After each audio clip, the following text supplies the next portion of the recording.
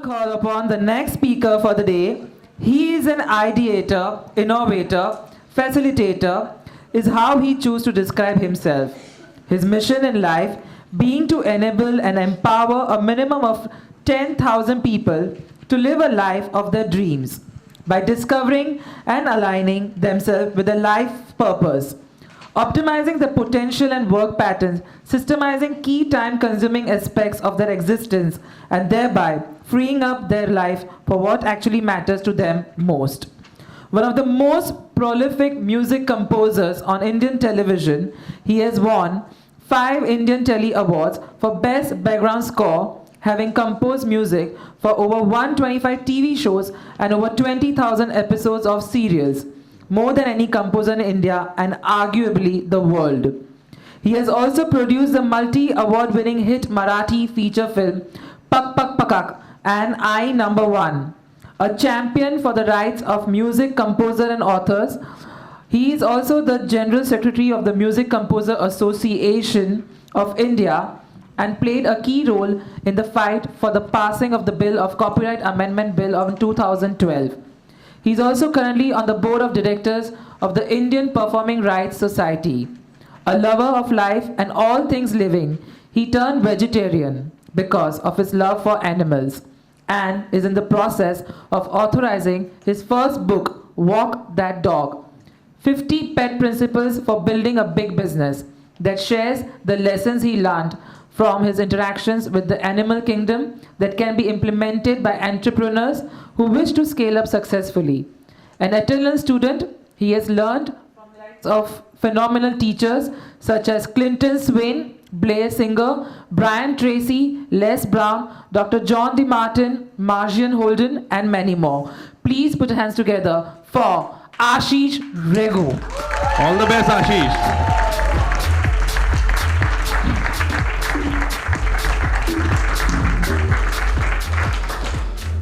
A very good morning to you all, friends. And I'm so honored to be here. Thank you, Nidika and Savneet, for this opportunity of addressing such an august audience. And it's not because this is August.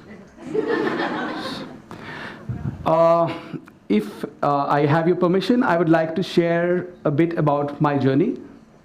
Yes. Thank you. I come from a middle-class family. And my parents put me into music when I was very small. And at that time, it was a great pain. I started learning the violin. And if you don't know how to play the violin, it sounds like a cat being strangled. So a lot of my neighbors had problems, but I mean, I eventually grew to get better and better and better at it. And I was the leader of the orchestras in Mumbai, and so I think they stopped having problems after that. After that, I ventured into the field of music composition. As a musician, there was a lot of issues with getting work and things like that. So when one door in life shuts down, there's a greater door that opens. So since I didn't get work as a musician because of whatever political issues, I became a music composer. And I started my journey. And as a music composer, again, when you begin a profession, work is scarce. And at that point in time, all that gets you going is belief in yourself. Belief that will one day take you to where you want to go. There was a point in time where I reached a stage where I looked at a job application in a newspaper which said, wanted A&R executive for a music company. My career wasn't going anywhere. And no money was coming in. So I took that address, I caught a bus, went, got down. At that point where that office was, I climbed, I still remember it till this date, it is memorable for me. The first floor, there was a glass door, I stood outside that door. And I asked myself a question. Is this really what I want to do in life? And the answer was an overwhelming no. I got down those stairs.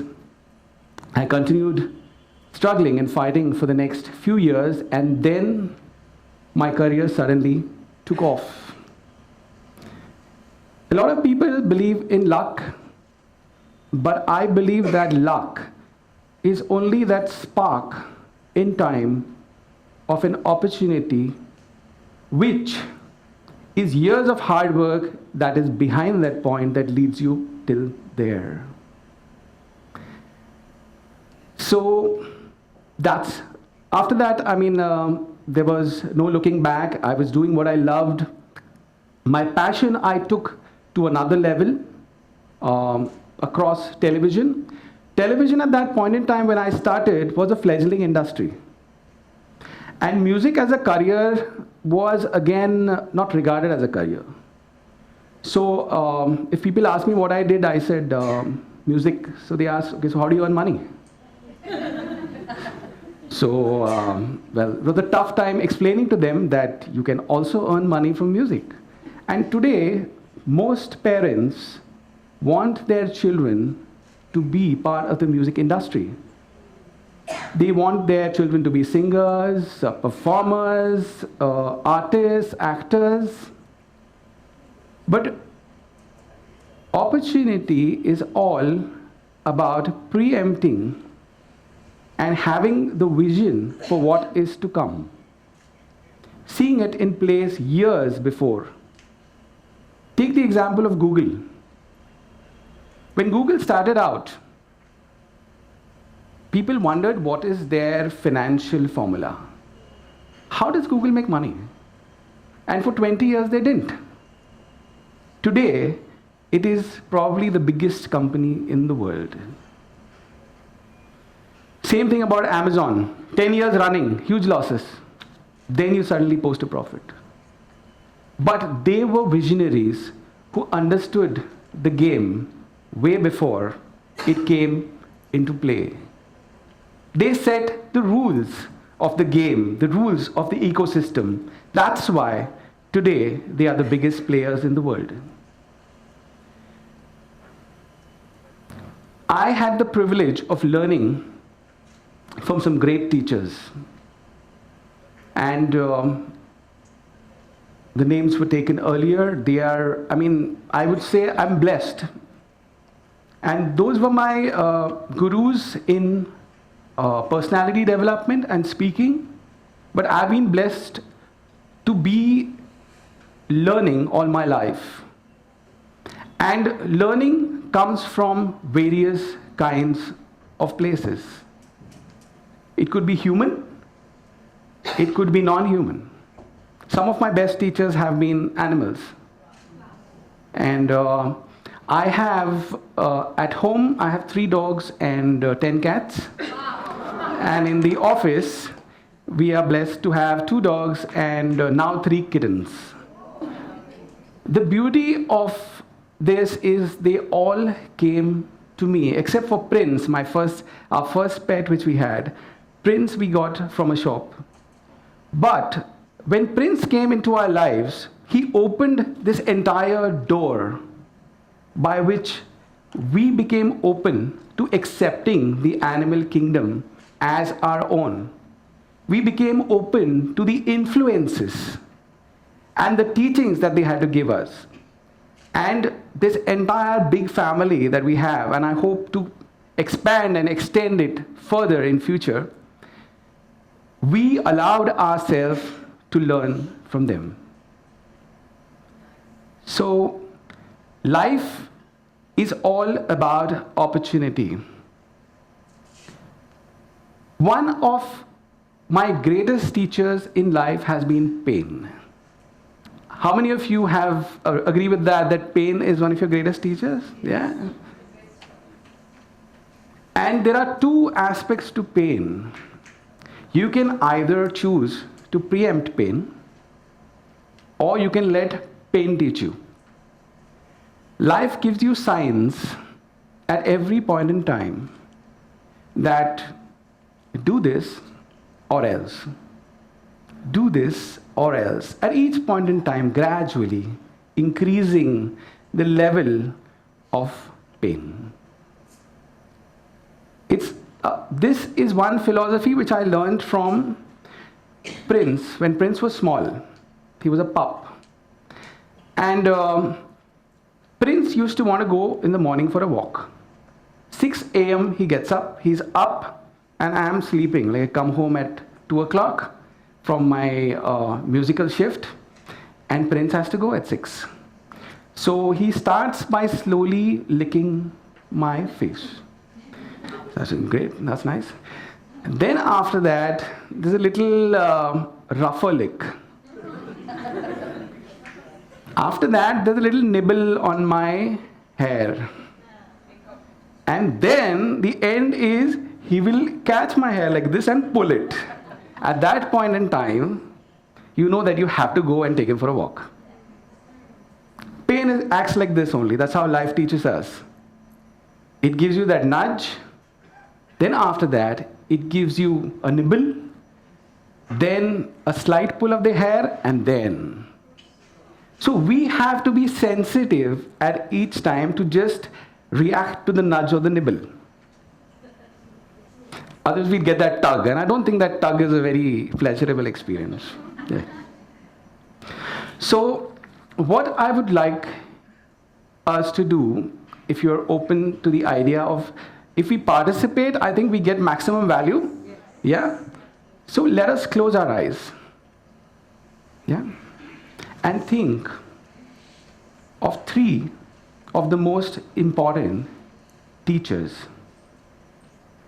from whom we've learned the greatest lessons.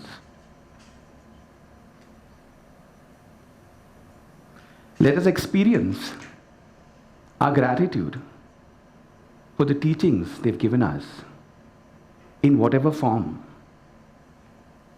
It could be the most painful experience of our life or the most pleasurable,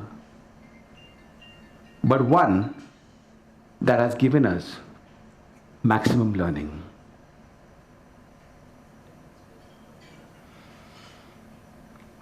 Thank you. I had the privilege of learning with Dr. John DeMartini. Dr. John DeMartini is a person who's read over 40,000 books. Yeah. He's a fountain of knowledge, and I had the privilege of having dinner with him too, which was another more enriching experience.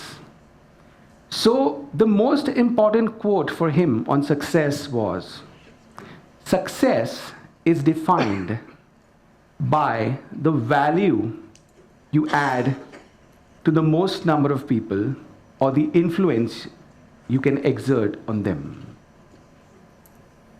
And if you look at some of the most successful companies in the world, Google, YouTube, 4.5 billion views per minute. That's the level of influence they have. Yeah, sorry, million, not billion. 4.5 million views per minute. But who do you think are the biggest, greatest influencers in the world? Any guess?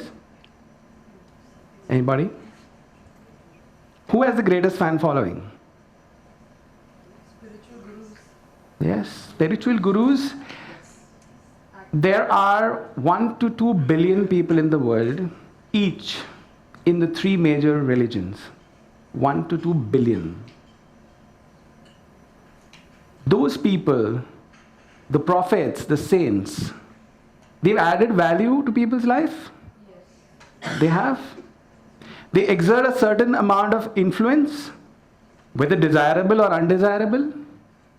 A lot of religion nowadays is undesirable, but when at that point in time they got across their message to people, they had one objective which all of them wanted to give, is the right way to live life and the purpose of living.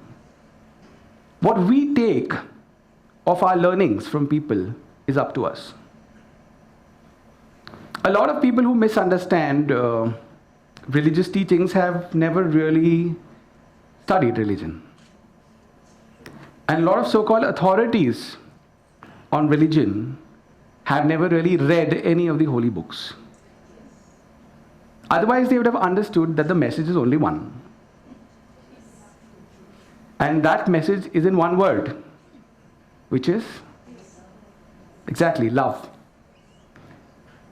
All religions preach love. That's the common aspect which we have forgotten. So, does anybody know the most important aspects for success that you get absolutely free in life? Can anybody help me here? Maybe, but focus comes, that's not something which you get at birth absolutely free. At birth, what do you get absolutely free? Sorry? Yes, one of the points is love, yes. Family for success, but your family may not really make you successful.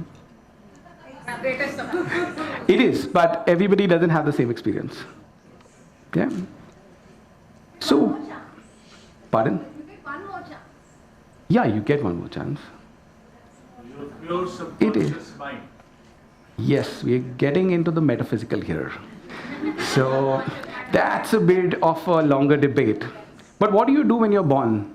As soon as you're born, what do you do? Cry. You cry. And why do you cry? Because you breathe. Oxygen. Your breath is one of the greatest gifts in life. But we don't even consider it. How many of us really thought that breath is a gift? You did, yeah, but you didn't say it. Cool. Coming back to the idea of success and John DeMartini's definition. How does that apply to us? Close your eyes again. We're going to do a lot of this. Sorry. How many people in this world do I influence? Ask yourself that question. How many people in this world, their lives, do I add value to? Get a number. That is your success quotient. Now ask yourself, what is the value that I can add to people's life around me?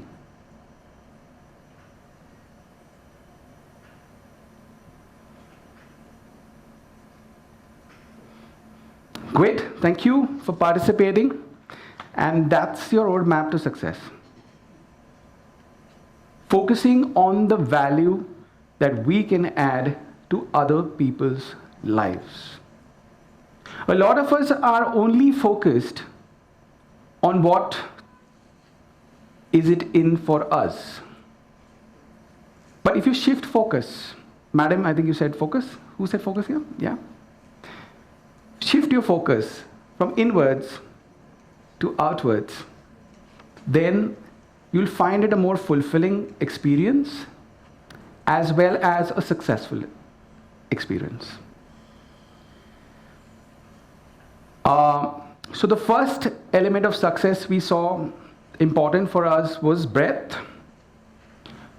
Do you know how many breaths we take in a day? Everybody's counted? 23,000. 23,000, yeah. 23,000. And in a year, it's 8.4 million breaths. Yeah. So you, in 1 year, have 8.4 million breaths. How rich are you? Yeah. You got it free. Now, what does breath give you? What does oxygen give you? How do you feel when you get oxygen? Alive, energetic, and Einstein's theory of relativity says that E is equal to mc squared, right? So energy is equal to mass into the square of velocity of light. So you can imagine when you feel energized, how much more of you is there. Yeah? In relation to the universe out there. Energy and right breathing techniques. I think later on in the day, we're going to be speaking on breathing and, is that? No? Not part? Okay, cool. So, right breathing is very important for success in life. We tend to negate that. That's why the ancient principles of pranayama and yoga focus a lot on breath. The more oxygen you have, the more training you have, the more oxygen you can store in the body. And mountaineers who climb mountains are well aware of this. Would you like the experience of climbing a mountain? Yes. Yeah, great. So now, take a deep breath. Put your hands up. One hand up in the air, only one. And hold that breath. When you feel you've got to release, put your hand down. Now, see, you've got really good lung power. That's great. Great.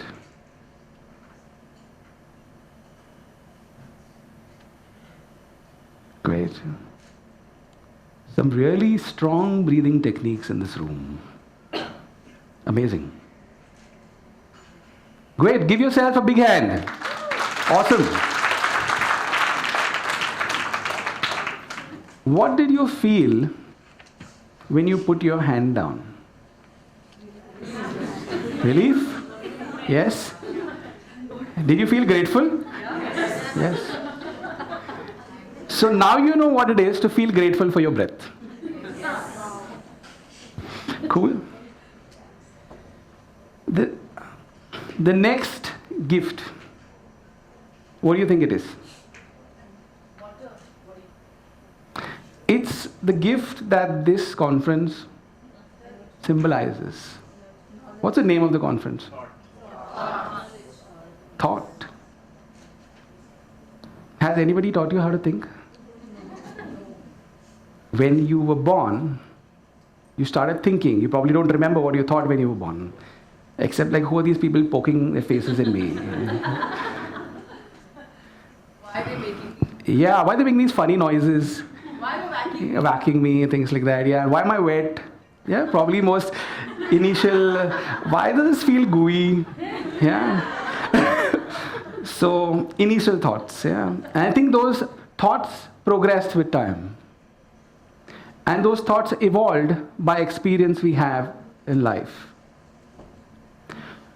So, when Nidika told me that she was having this summit, which is called Thought Leaders Summit and Awards, which is the first I've heard of such a summit, I was very happy. Because one of the greatest gifts we have in life is thought. And we tend to take our thoughts for granted. Why? Because we do it naturally. We've not paid anything for our thoughts. They come to us. And Eckhart Tolle says that the primary cause of unhappiness is never the situation, but your thoughts about the situation. So if we understand that we can change our thoughts and change our lives, then that is the secret to true happiness. How many thoughts do you think we have in a day? Yes, I know. If you thought only one thought, then you would be some kind of yogi. So, wild guess? That's too technical for me. I don't know what a message unit is. But yeah, around 50,000. 50,000 per day and 18 million thoughts a year. Yeah? That's the depth of resources that we have. And everybody knows about where thoughts lead to.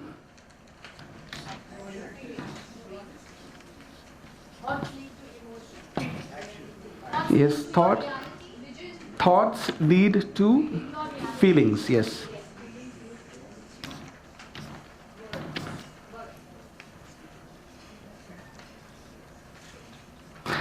What do feelings lead to? Feelings, let's go internal, they lead to emotions.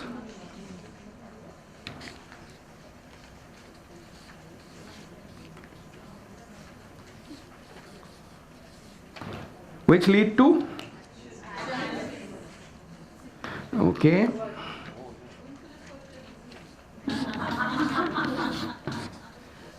But there is one place in between emotions and actions.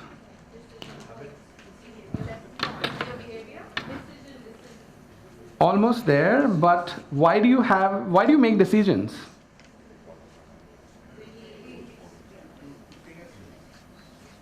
Yeah. The reason why I stepped back from that door to take that job was belief. If I didn't believe in myself, I would have gone there and I would be somewhere else in life. I would have probably not attained what I have or achieved what I have so far. It was just a matter of that one decision at that point in time. And it's only belief that helped me walk away from that door. Where do thoughts come from? Why do you think? Yes, there are two stimulus that lead to thoughts. Situations is an external stimulus. Your hormones. Hormones? Well, I think there would be really specific thoughts that come from hormones. There are specific hormones that lead to a lot of. Yes, specific hormones lead to specific thoughts. Great. जब वेले होते हैं, खाली होते हैं, तभी thoughts हाँ जी. लेकिन आप अगर कोई बर्तन देखो और उसमें लिड डालो और बर्तन में कुछ नहीं है तो उसमें कुछ प्रकट तो नहीं होगा, कहीं से तो आएंगे. तो thoughts also come from your inner self, yeah, which also people call subconscious, soul, various different, the unknown, the metaphysical world. Thoughts come from that, and those thoughts come from a feeling of wanting to progress in life, a feeling of a greater purpose which we would like to build in life. And mostly, like we covered earlier, those thoughts don't require pain to get you to walk your path.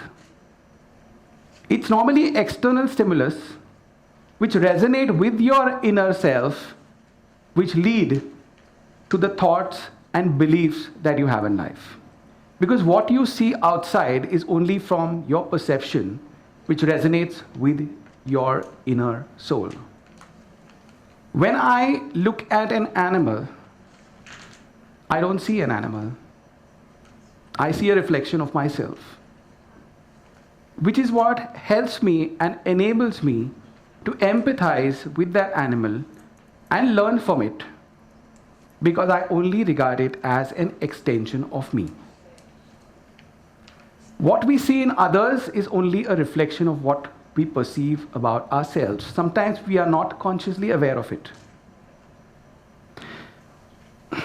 The opportunity in these 8.5 million thoughts is we can't obviously act on them. Yeah.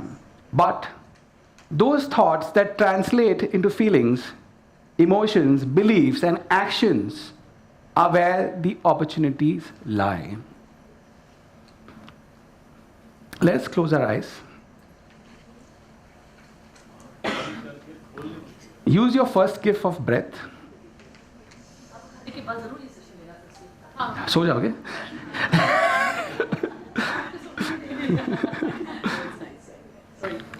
So, thank you so much. I'm just sharing what I have learned. I'm not a teacher. I'm just sharing my experiences. Breathe. Slowly. Be grateful for that breath. What are the thoughts that come to your mind? What are you thinking of? Are you thinking of how great your life is right now? Are you thinking of how great your life could be? Are you thinking of what is lacking in your life right now? Are you thinking of the people who you're grateful for, who are in your life with you? Thank you.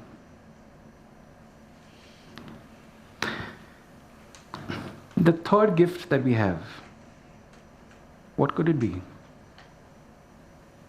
Something that is very valuable, but a lot of people have no value for, like the other two. Sense. Sorry? Sense. Sense. Would need something more precise. Body, heart, Eyes. Yes. That's the fourth gift, which I'll come to later. But the third gift is the value of time. Yeah. Time is something that again we take for granted. We have so much time, but how much do we do with it? Take all the time that you have in a year and equate it with dollars. You know how much time you have in a year? That's a day. 86,400 seconds per day. You have 31 million seconds in a year. Imagine $31 million in your bank account. Yeah, feels good, doesn't it? So why doesn't it feel good to have $31 million in with you? Like, is that time? Wow, I mean, I have so much more to go. I'm sorry. Okay, so great. So let me just rush through the rest because I have gone overboard in time. Million की बात आई अब आगे हाँ जी, नहीं लेकिन इससे अच्छा तो मैं आगे आपको बताने वाला हूँ. I need 5 minutes more, please. Sorry, thanks. How many of you in this room are trillionaires? Yeah. All of you? Why? Yeah, but that still doesn't add up to a billion also. There's something greater which you have. yeah, the neurons. You have 30 trillion cells in your body. Each body is made up of 30 trillion cells. Now, how does that feel? You're not one. You're one conglomerate. You got more? Yeah. Yeah. You're so slim, and I never thought that. I thought you'd probably less, no? Okay. I'll see you probably later. So, 30 trillion cells. Let's be grateful for that. But we don't have time now to be grateful, so we'll be grateful later. Now, what the last gift again is something which I covered earlier, which is love. And just 2 quotes which mean a lot to me I'd like to share is being deeply loved by someone gives you strength. But to deeply love someone requires courage. Yeah. So love, again, the 5th most important thing for success. A lot of people don't equate success with all these 5 elements which we spoke about today. But I think you will find that if you value these 5, everything else in the world will come into your hand and you can achieve whatever you want. The power of now is something which, there's a book by Eckhart Tolle. How many of you have read it by show of hands? Yeah, great. Those who have not must definitely read it. Yeah. So there's a song which I have written on the power of now, which I'd like to share with you. But before that, there are some declarations which I think we've circulated. If we can all please stand up and go through the declarations. And we will say this together. Yeah. Okay, hands on your heart. Yes, and together. On the count of 3, 1, 2, 3. I am a thought leader. I cherish all the gifts I receive. I am conscious of each breath I take. I filter my thoughts, focus on those with the highest quality. I am completely aware of my gift of time and how I use each second. I am grateful for each cell makes up this wonderful body that is mine, and I pledge to take good care of it. I focus on refining the quality of these gifts to maximize their utility. I define my purpose and align my body, mind and soul to fulfill that purpose. I visualize my dreams and take them all the way to reality. I form collaborations with other thought leaders and amplify the value I bring to people's lives. I am the living, breathing embodiment of success. Turn to the person next to you, give them a high five and say, you are a thought leader. Great. And now, the song please. I will sing along with it, but they are better singers than me because I'm only a composer, songwriter. No. Yeah. This song speaks about the power of now. Because when there is now, there are no problems. There is no fear. Because fear exists only in the future. I would like you to repeat with the chorus, which is, there is only now at that point in time. And later there is, it is now, it is now, it is now.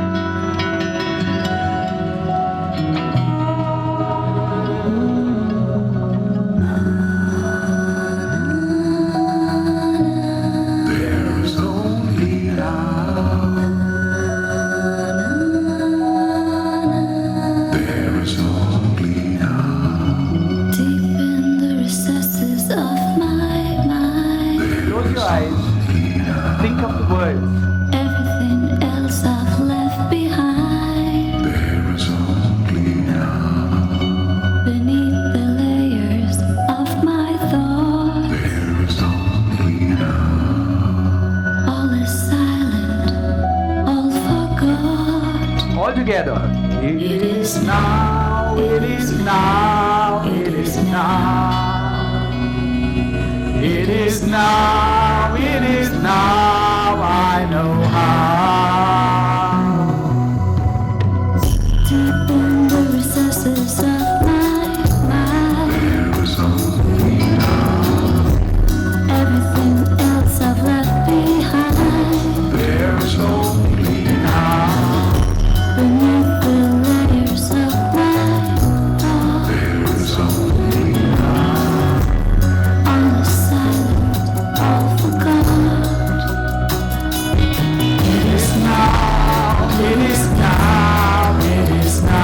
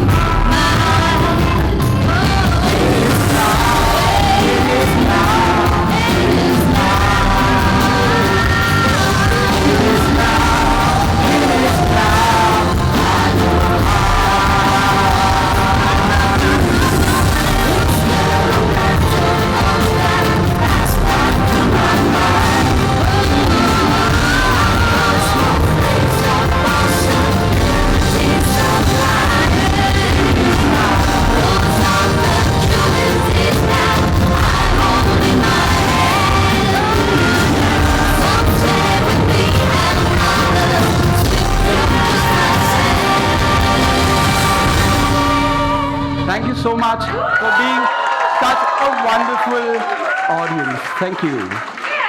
Thank you. Thank you.